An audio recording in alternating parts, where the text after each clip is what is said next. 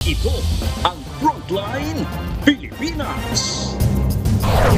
Sa pool sa CCTV, 17 anyos na binatilyo, binaril ng riding in tandem.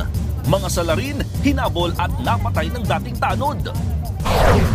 Back-to-back suntukan naman ang nasa pool din sa video. In the red corner, sigang tricycle driver na napak dahil sa agawan ng pasahero.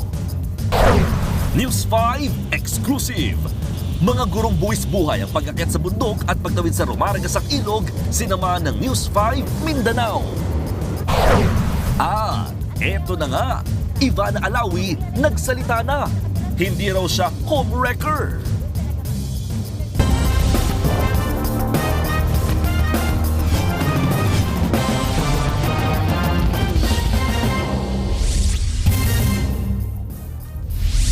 Pinagsusuntok ng sigang tricycle driver ang kapwa niya driver sa Cebu. Nasa pulyan sa CCTV. Depensa naman ng nanakit na bad trip siya dahil inaagawan umano siya ng pasahero. Nasa frontline ng balita si John Arroa ng News 5 Visayas. Sa kuha ng CCTV sa paradahan ng tricycle sa Lapu-Lapu City, Cebu, kita ang lalaking nakasombrero na tila may dinuduro. Ilang saglit pa, dumating ang isang tricycle driver. Nilapitan ng nakasombrero ang driver at biglang siniko at sunod-sunod na pinagsusuntok. Napayuko na lang ang biktima. Hindi pa nakontento at binalikan ang driver. Hinila palabas at muling nagbanta. Aalis na sana ang sinaktang driver pero hinarang at sinundan siya ng lalaking nanakit. Dito na bumaba at tumakbo ang driver. Ang lalaking nanakit sa video, kapwa tricycle driver pala. Itong suspect is talagang mainitin yung ulo considering marami ng kaso kasi ito eh. Ex-convict na, marami siyang may mga kaso na siya. Galing din siyang munti, kaya talagang nag-aastig-astigan siya sa area. Nagtamo ng black eye, sugat sa mukha at pasa sa katawan ng biktima. Dahil dyan, pansamantala siyang hindi nakakapamasada. Agawan sa pasahero ang sinasabing ugat ng pananakit. Ang feeling niya po ba na parang naanuhan siya ng pasahero ba? Naagawan. Hindi man po sa kanya, makakasya. Kaya sa akin na lang po sumakay. Parang gusto niya yata siguro, kunin niya yung ibang pasahero ba? Kalaunan sumuko ang nanakita tricycle driver sa mismong mayor ng Lapu-Lapu City. Depensa niya. Sabi ko, huwag kang gahaman. Magtulungan tayo mga driver. Tumawa lang siya. Doon ako nagalit. Pero si mayor, sinirmonan ang nanakit na driver. Hindi natin pwedeng diktahan ang mga pasahero. Kung ako, kasama ko, pamilya ko, ihiwalay ang mga anak ko. Di ako papayag. Huwag natin gamiting batas ang mga kamay natin. Porsigido ang biktima na magdemanda. Nagbabalita mula sa frontline, John Arroa, News 5, Visayas. Gandang pang main character sa Korean drama ang alok ng isang doktor sa Makati City. Pero hindi pala siya lisensyado kaya delikado yan. Nasa frontline ng balitang yan si Elaine Fulencio. You have the authority or license? No, I don't have license here, but I have in Korea, but I'm not No, doing you are in Korea, but you cannot practice here without the proper license. Nakikipagmatigasan pa sa mga ahente ng NBI Intelligence Division ang Korean national na yan nang arestuhin sa isang condo unit sa Makati City. Ginawa niyang beauty clinic ang kanyang kondo. Nagsasagawa siya ng Botox procedure sa halagang 65,000 pesos. Pero ang Koreana, wala palang lisensya. Tumambad sa otoridad ang mga equipment na ginagamit niya para sa mga beauty procedure. May mga gamot din na hinihinalang mula pa sa Korea. Niaalok daw ang mga pampagandang yan online. She is not licensed to practice her profession here in the Philippines.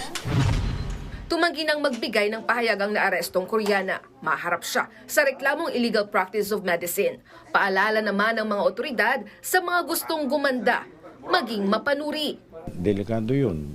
Kung hindi naman siya marunong, baka mapasama ang pasyente. Imbis na nagpapaganda, sumama pa. Nagbabalita mula sa frontline. Elaine Fulgencio, News 5. Showbiz, eto na nga! Mga kapatid, eto na nga ang mga umaarangkadang showbiz balita ngayong Miyerkules. In her lead role era na si Atasha Mulak na very soon ay mapapanood sa Filipino series adaptation ng sikat na pelikulang Bad Genius. Nasa frontline ng balitang yan, si MJ Marfori. Huwag kayong pauhuli sa akin. From Bangkok to Bollywood to Hollywood. Now, it's our turn para sa Bad Genius the Series. Trailer pa lang, ganito lang naman kalupit. Cheaters. I'm sure you know what that means. Bida sa makabagong retelling ng hit Thai story na yan, sina Atasha Mulak bilang si Lynn, Jairo Aquino bilang si Bank, Gab Lagman bilang si Pat, at Hyacinth Calyado bilang si Grace.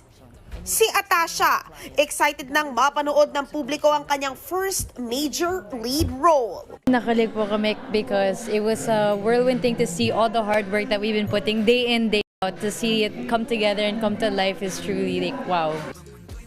Bukod sa topic ng cheating, tatalakayin din ng serye ang educational system ng bansa. This series entails more of a Pinoy culture. It focuses on family. It goes through the struggles that students would go through. Bawat isa, each of our characters play a different role. And when you see it all come together in the show, is really something. Mapapanood na sa July 17 ang Bad Genius the Series sa Viva One app.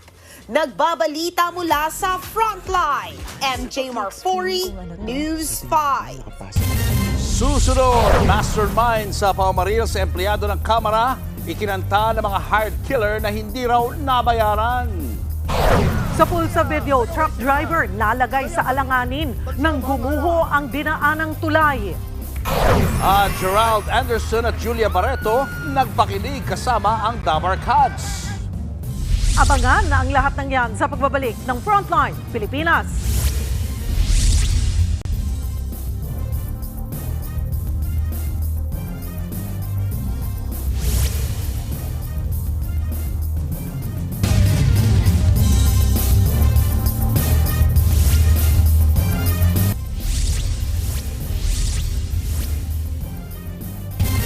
Tukoy na ang mga masterminds sa pagpatay sa isang empleyado ng Kamara.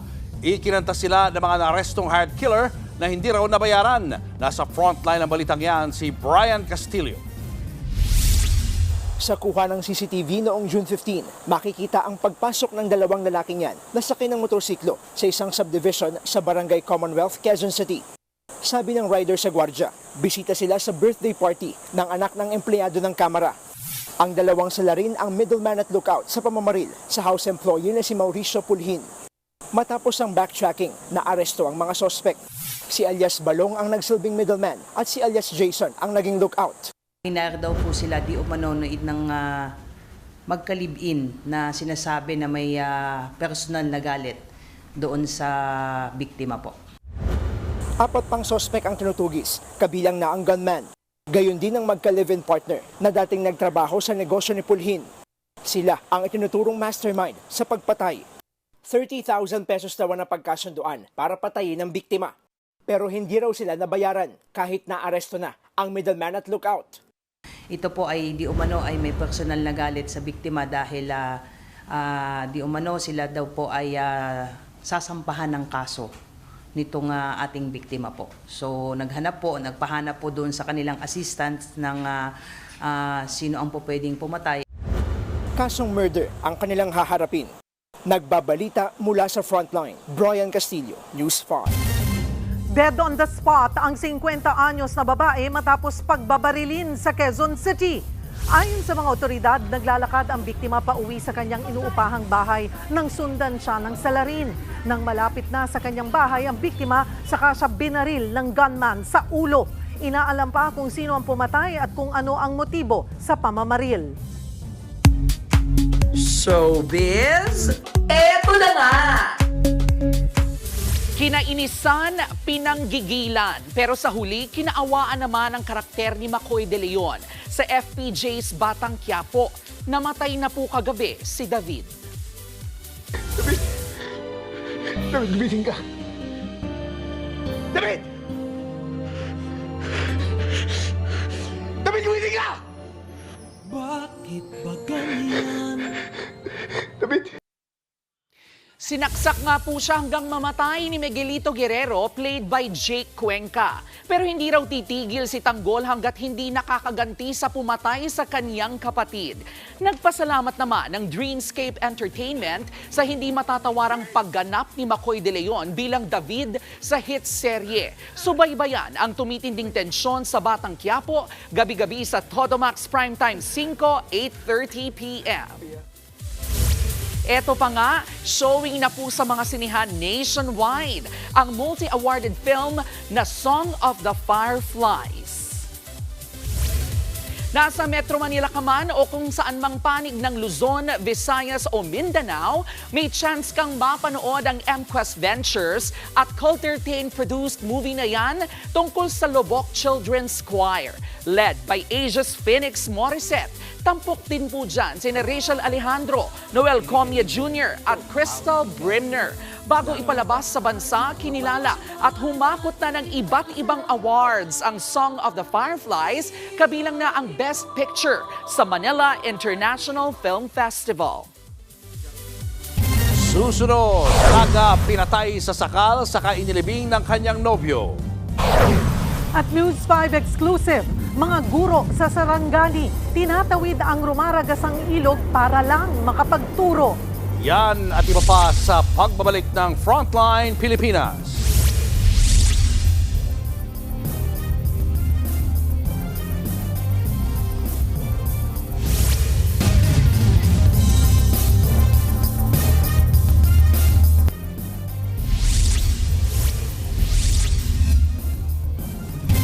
Nalagay sa alanganin ang buhay ng isang truck driver sa China. Sa video, kitang kalahati ng cargo truck ang nakausli sa nasirang tulay. Isang maling galaw, posible itong mahulog kasama ang driver.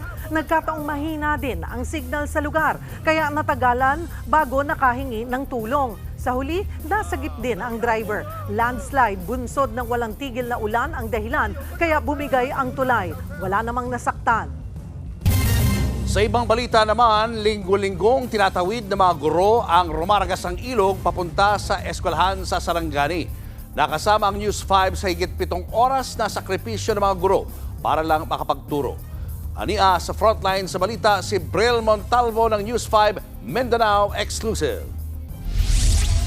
Buwis buhay ang eksena ng mga gurong ito sa bayan ng Malapatan, Sarangani. Tinatawid nila ang malakas na agos ng ilog para makapunta sa Akboal IP School sa bundok.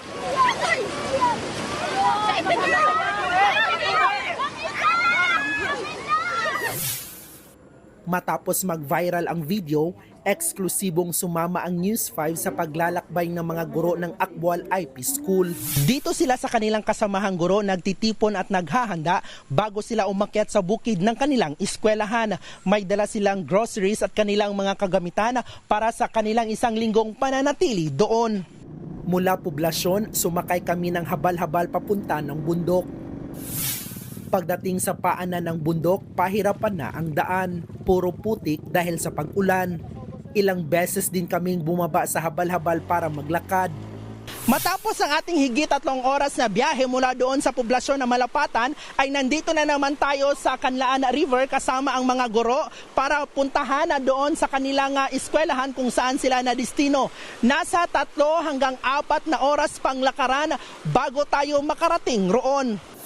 Kahit buwis buhay ang pagtawid sa malakas na agos sa ilog, buong lakas itong ginagawa ng mga guro para sa mga naghihintay na estudyante sa bundok. Ginagawa namin yung best namin as a teacher po, makapagturo po. Literal kasi lango yun. Kinakaya naman kasi parang ano na yun, parang normal na sa amin. Nasa 4 na ilog ang tinatawid ng mga guro papuntang paaralan, bukod pa ang mahabang lakaran. Nandito tayo ngayon sa ilog at nasa 2 oras na tayong naglalakad at hanggang sa ngayon may 1 oras pa tayong lalakarin hanggang maabot natin ang paaralan. Matapos ang higit 7 oras na paglalakbay, nakarating na kami sa Akboal IP School. Sinalubong kami ng ilang estudyanteng malaki ang ngiti sa mukha. Nagpalipas kami ng gabi sa eskwelahan. Kinabukasan, umpisa na ng klase. Nasa 200 ang estudyante ng Akbual IP School mula kinder hanggang grade 6 na mula sa tribong Blaan. Kahit pa man nahihirapan sila sa pagpunta dito at maging sa kanilang pag-uwi sa gabi, kahit na umuulan, nagtuturo talaga sila para sa aming mga anak. Panawagan ng eskwelahan magkaroon ng maayos na daan at maayos na supply ng kuryente dahil hindi sumasapat ang solar panel. Humihiling din sila ng dagdag na school supplies at umaasang magkakaroon ng high school sa hinaharap. Nakikita po nila yung aming sitwasyon, kung ano ang maitulong nila sa amin para mas maganda yung pagtuturo namin sa mga kabataan. Nagbabalita mula sa frontline, Bril Montalvo, News 5, Mindanao. Susunod, riding in tandem na namaril sa Taguig, hinabol at napatay ng dating tanod. Babae sa Albay, pinatay sa sakal ng kanyang nobyo at inilibing pa. At Ivana Alawi, sinagot na ang alegasyong nanira siya ng pamilya. Hindi ako pinalaking manira ng pamilya. Tutok lang mga kapatid, magbabalik pa ang Frontline Pilipinas.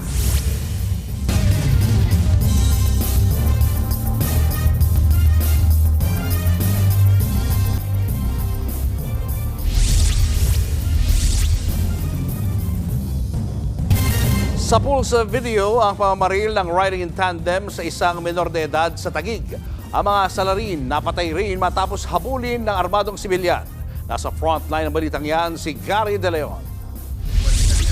Sa kuha ng CCTV, makikitang naglalakad ang 17 anyos na si Mark kasama ang isang bata sa General Lunay Street sa Barangay Tuktukan, Taguig. Maya-maya, biglang dumaan ang riding in tandem at malapit ang binaril si Mark.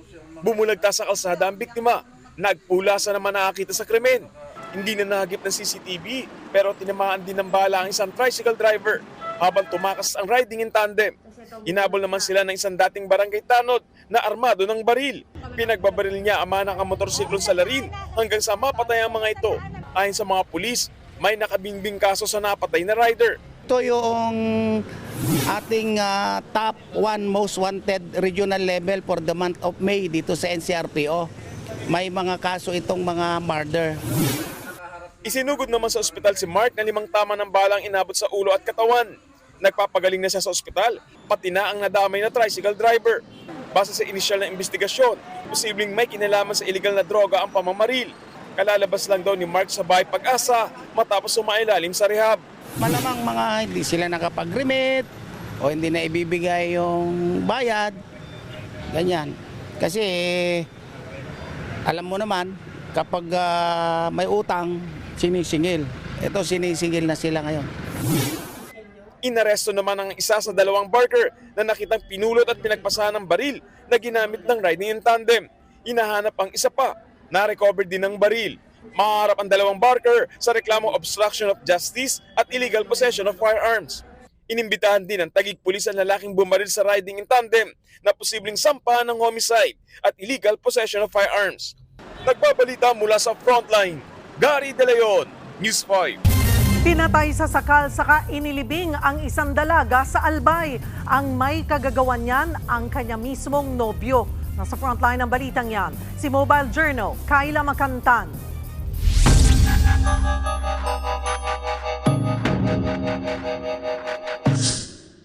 Alas 7 ng gabi noong Biyernes, June 20, nang huling makausap ng kanyang pamilya ang 18 anyos na si Daniela Barnedo, kasama ang kanyang nobyo na si Alias Ben. Nagpunta sila sa karatig na Barangay Pawa. Buhat noon, hindi na siya nakasagot pa sa messages ng kanyang mga kaanak. Kinabukasan, lumapit na sila sa otoridad para humingi ng tulong. Pasado alas 10 ng gabi nitong linggo, itinawag ng Barangay Pawa sa Tabaco City Police Station ang pagsuko sa kanila ng 20 anyos na si Alias Ben. Kasama ang kanyang magulang, inamin niyang napatay niya sa sakalang nobya. 30 metro mula sa barong-barong ng kanyang tsuhin, inilibing pa niya ang biktima.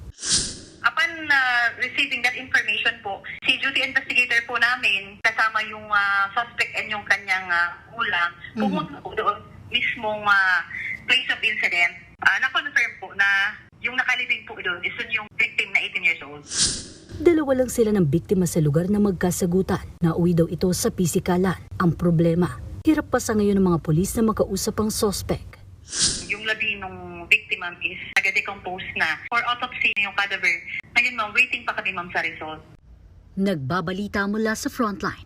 Mobile Journal, Kayla Makantan. Patay ang isang siklista matapos masagasaan ng SUV sa Pasig. Bago yan, iniwasan pa ng biktima ang nakaparadang sasakyan sa bike lane. Nasa frontline ng balitang yan si Faith Del Mundo. Kuha ang CCTV na ito sa kahabaan ng Shaw Boulevard sa Barangay Kapitolyo, Pasig kahapon. Makikita ang isang closed van na nakaparada sa bike lane. Ang isang biker lumipat ng lane para iwasan ng van. Pero biglang nagbukas ng pinto ang nasa loob ng van.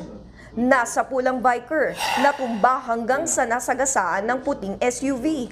Patay ang siklista.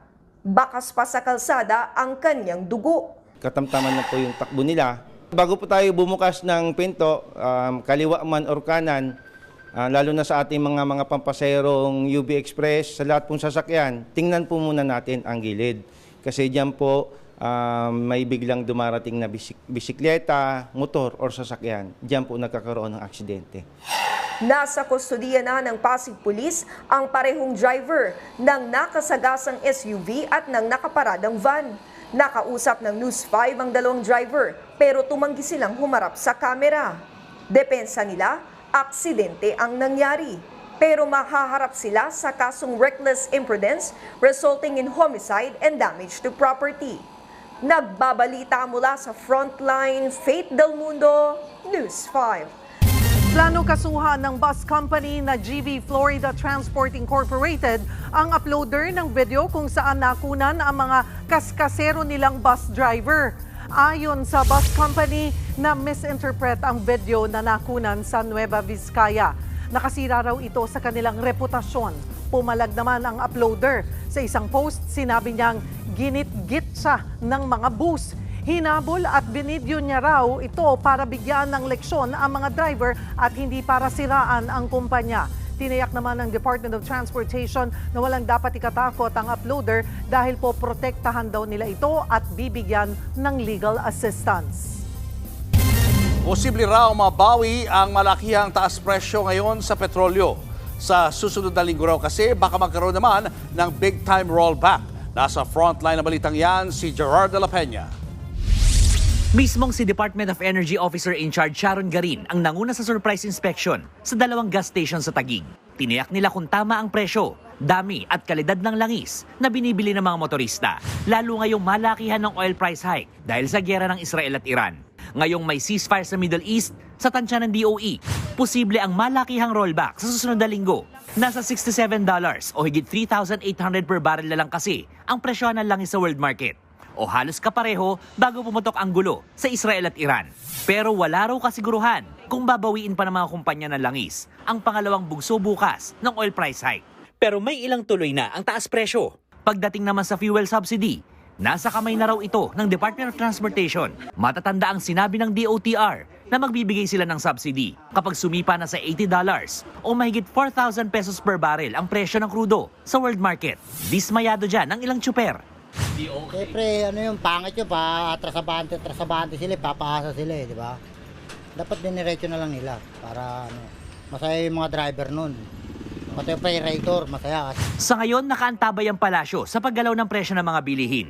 Wala raw dahilan para sumipa ang mga presyo dahil pababa na rin ang presyo ng langis. Nakita natin that the effect on the economy should be manageable. So far, there is no effect. So that there is no significant effect on the economy.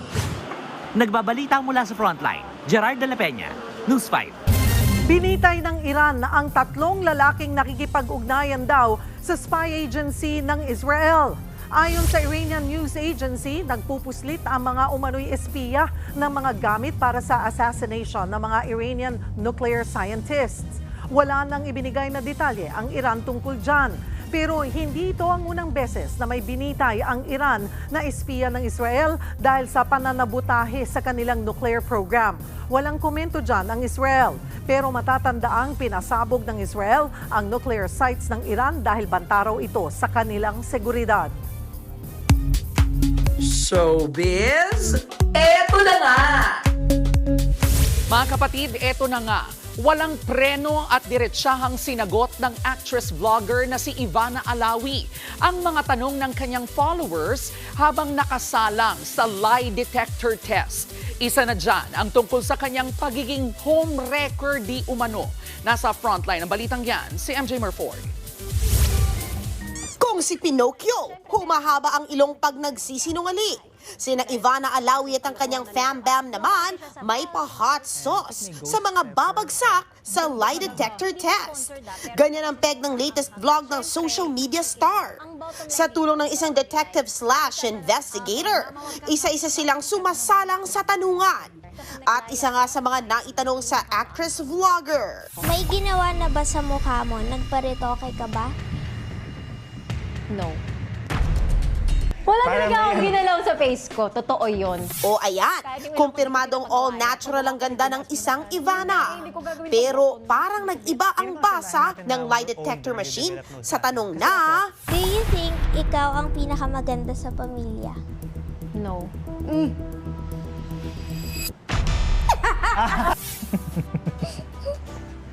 Ubusin yan.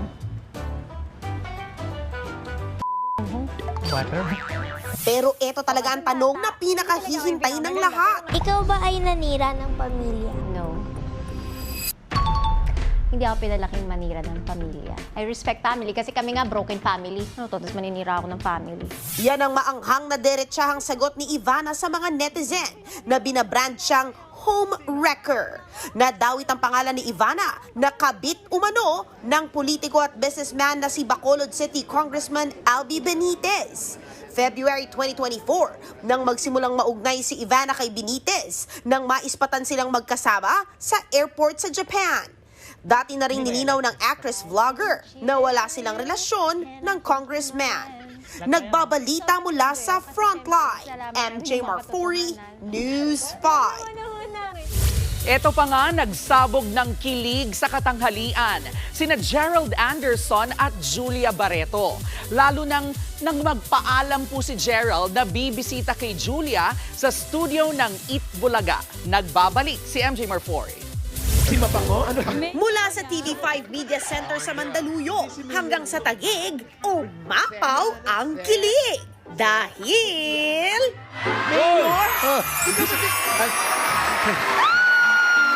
Si Gerald Anderson lang naman ang nakisugod bahay, mga kapatid. Habang si Julia Barreto naman ay nasa studio. Kinilig ang Dabarkads ng malala. Lalo na nang bumati si Gerald sabay. Pero po i-close up ng konti kasi medyo maliit po yung ano namin. Monitor. Paki-close up daw po. Close up daw, hindi masyado makita.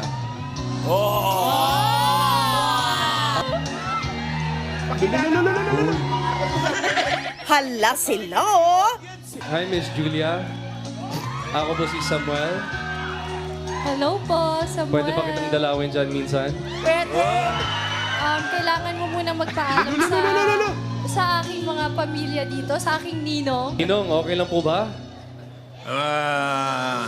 Depende. Kung may dala ka para sa akin, okay na. Sugar-free na!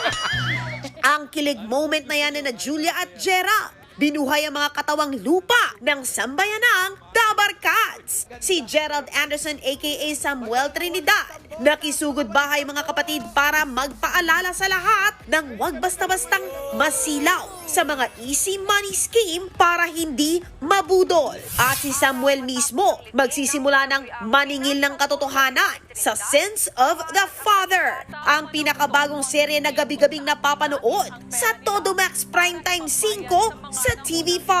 At sa pagkamatay nga ng kanyang ama, paano kaya haharapin ni Samuel ang bintang na siya ay anak ng isang scammer? Ang sagot, malalaman natin mamayang 9:30 p.m. Nagbabalita mula sa Frontline, MJ Marfori, News 5. At yan nga po ang ating mga showbiz update ngayong Miyerkules. See you tomorrow mga kapatid. Ako po, si Jervy Wrightson. At yan ang mga balita at impormasyong dapat nyo malaman sa araw na ito. Mga balita para sa mga may alam at may pakialam. Kami ang inyong mga kasangga sa Frontline Pilipinas.